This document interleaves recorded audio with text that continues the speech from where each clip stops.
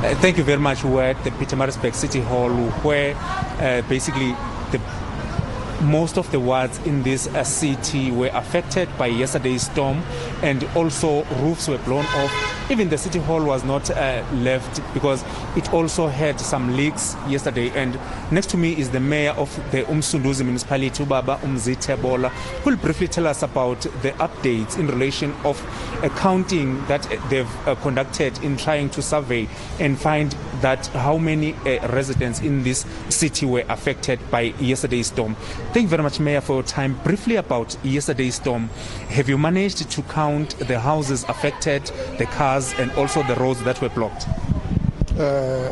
We are busy assessing the situation. Up to now, about 83 houses have been found to have been damaged in various wards.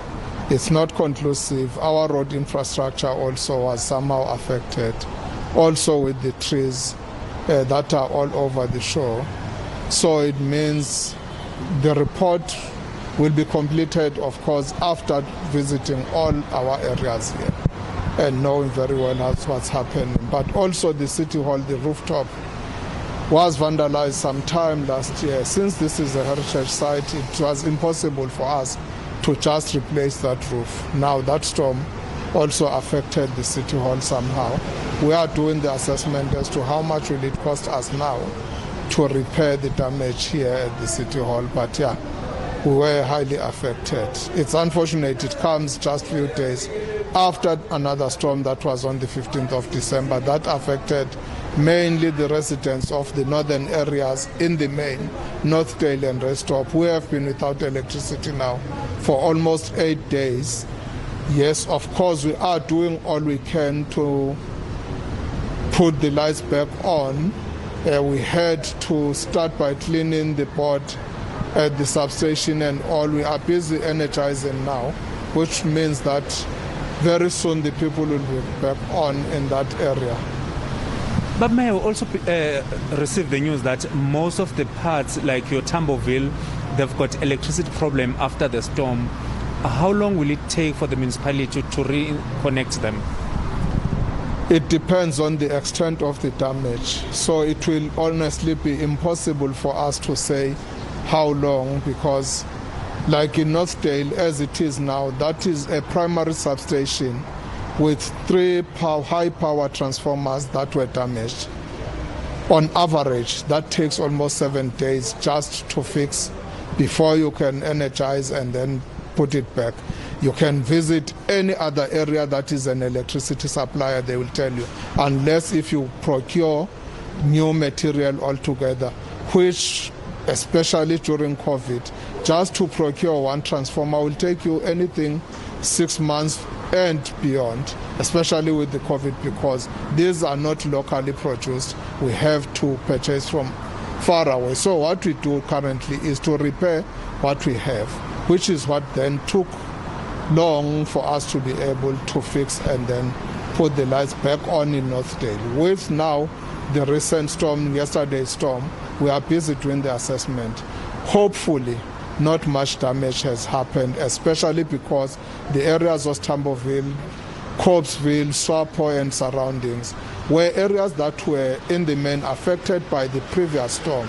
So not much or not most of the areas had electricity really. So meaning that the damage might not be a new thing. It's something that had happened previously, which is what we are already working on. The other allegation, Mayor, they're also saying that in some areas the flooding was caused by the drainage system that is not properly cleaned by the municipality. The refuse is not collected because that refuse also go to the drainage system to blockade the drainage system. What can you say in relation to that? All areas of Umsunduzi, except those that are in the rural areas, are serviced. I can assure the residents that we meet our deadline, we meet our obligation in terms of refuse removal in all areas. Of course, there are illegal dump sites, which is something that is a continuous work because you remove them today, tomorrow they have dumped.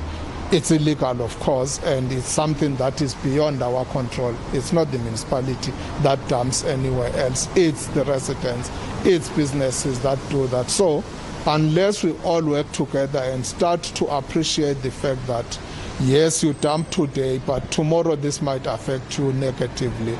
So let's work together to make sure that we keep a clean city. It's something that we are still going to continue to fight. That's one.